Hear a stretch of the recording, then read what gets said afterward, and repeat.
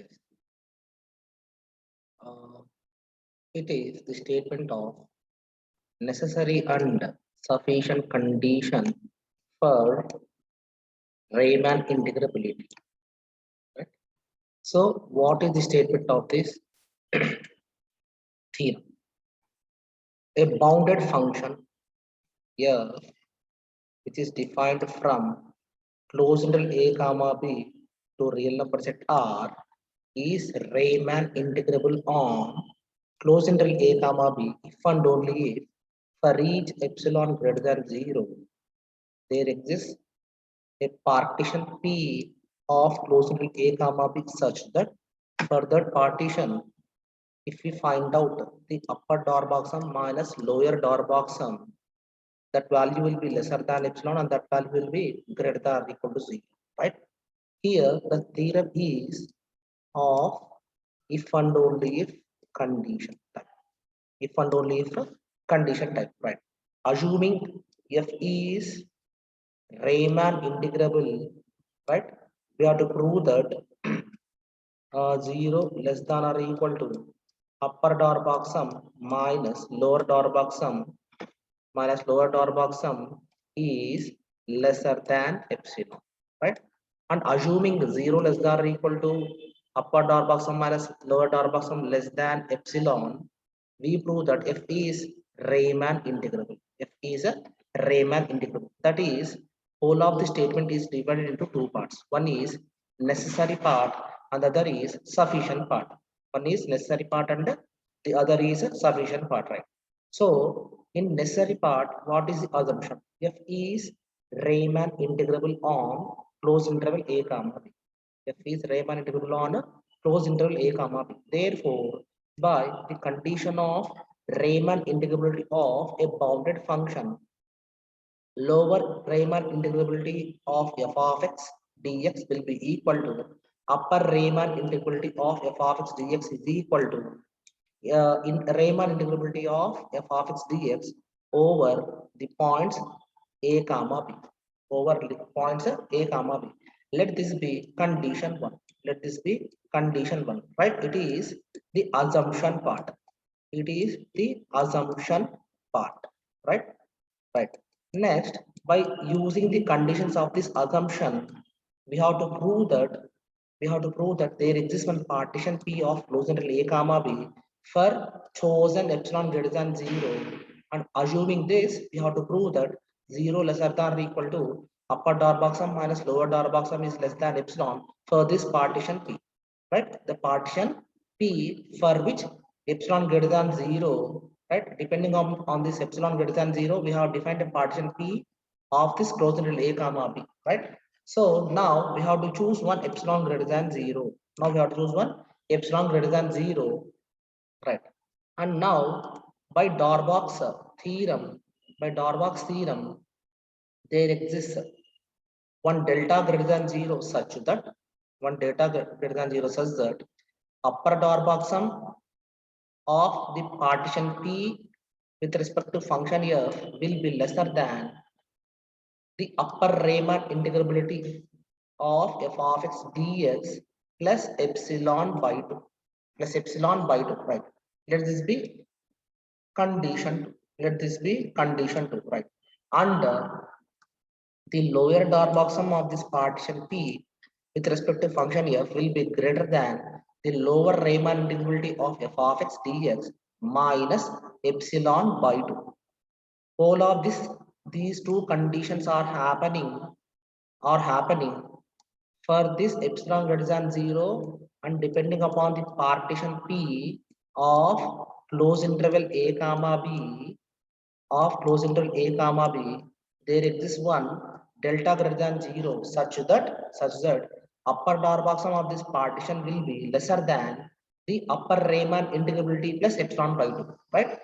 And the lower Darboux sum of this partition P with respect to function f with respect to function f will be greater than the lower Riemann integrability of f of x dx minus epsilon by 2, right?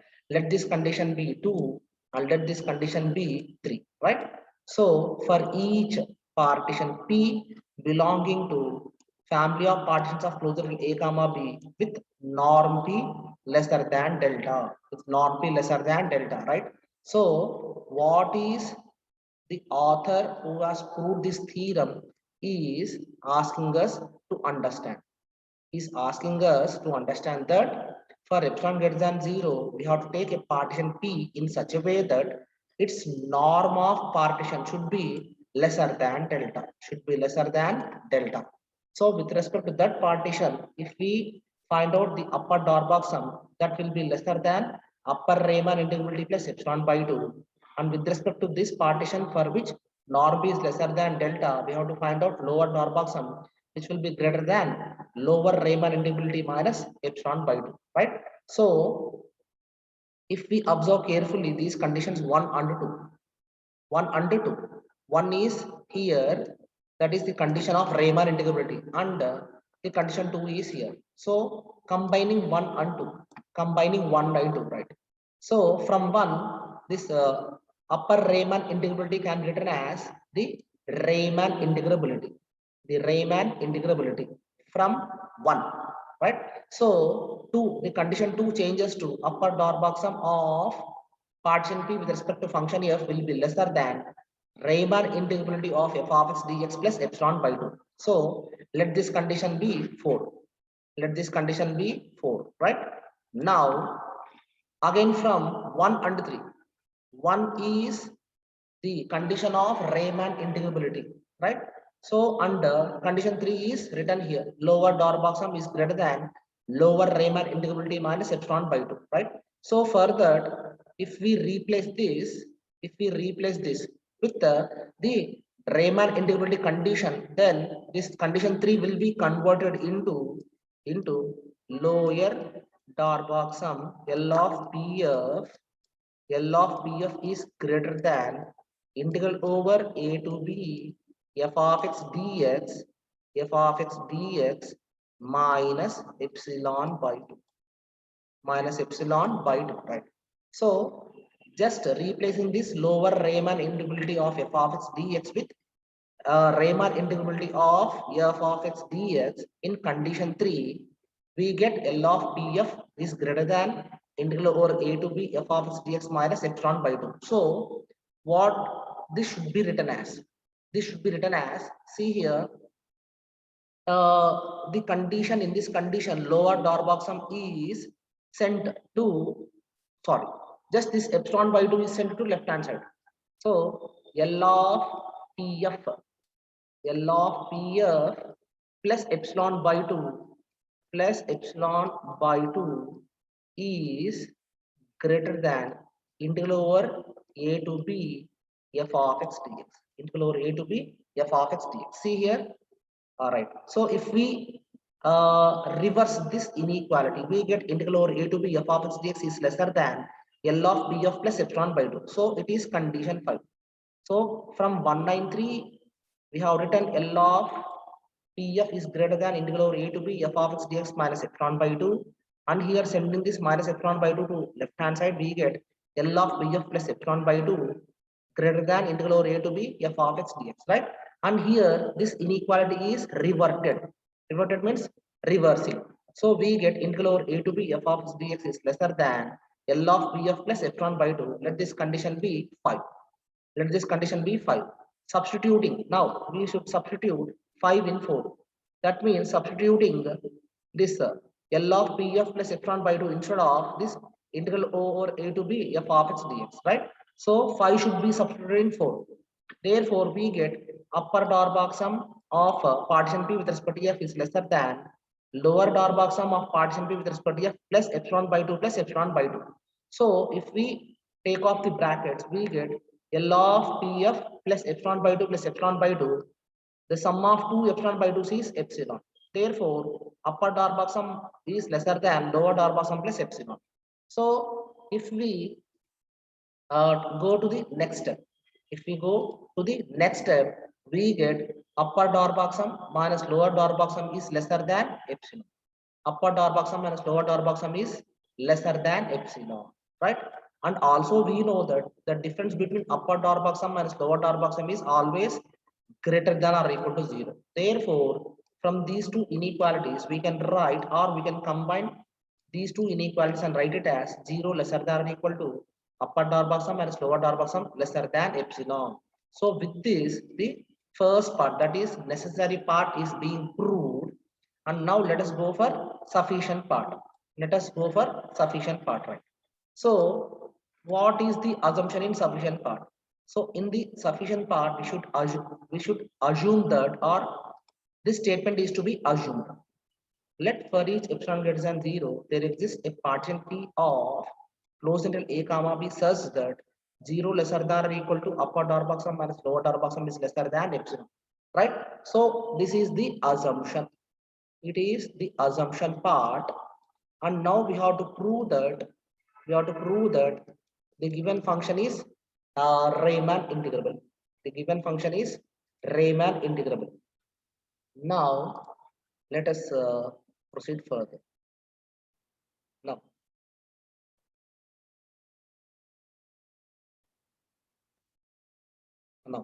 so it is the assumption part. So by definition,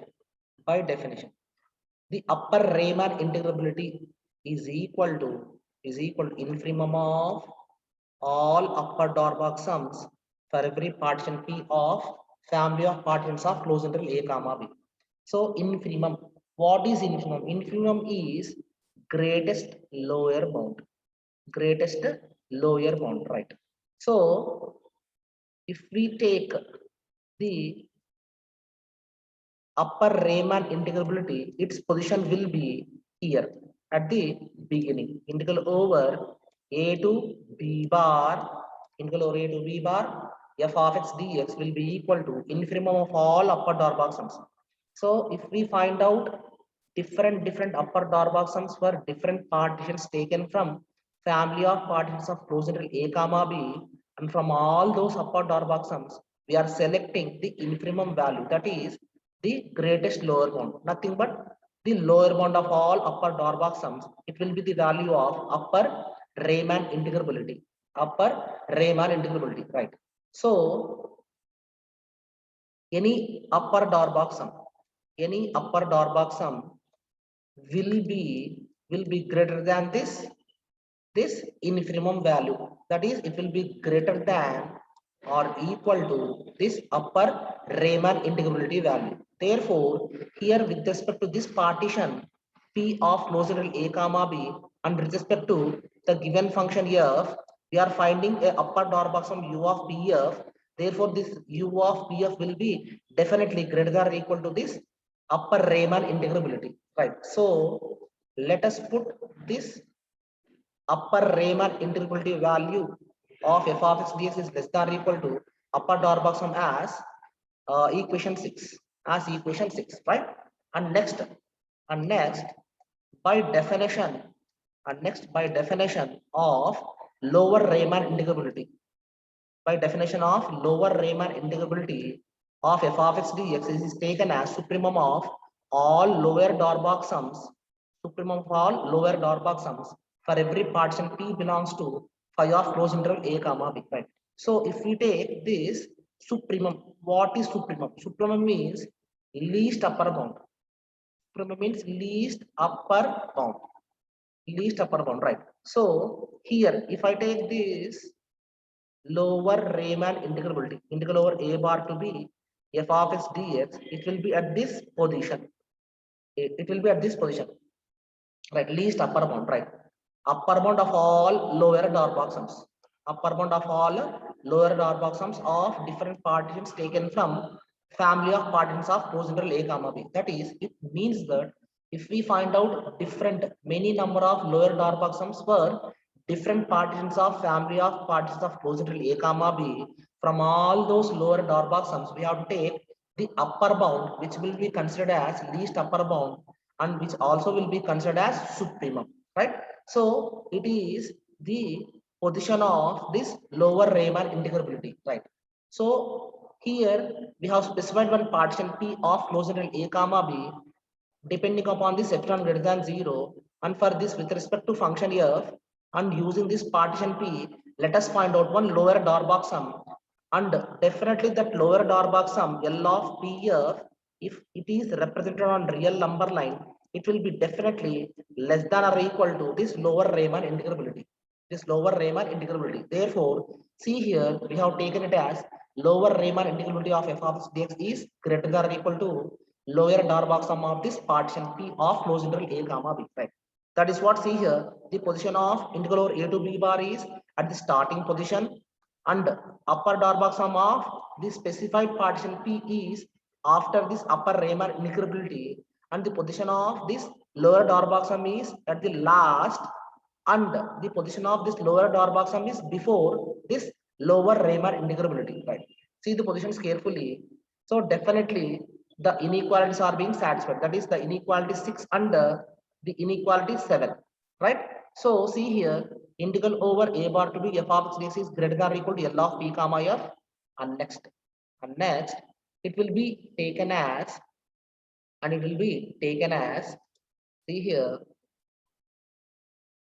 right, it will be taken as, right, integral over a bar to be f of x dx is greater than or equal to lower Darboux sum integral over right, see here, integral over a bar to b f of x dx is greater than or equal to lower Darboux sum.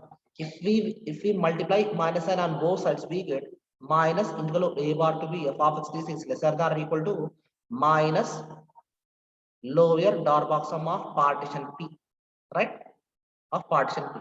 Let this be 7.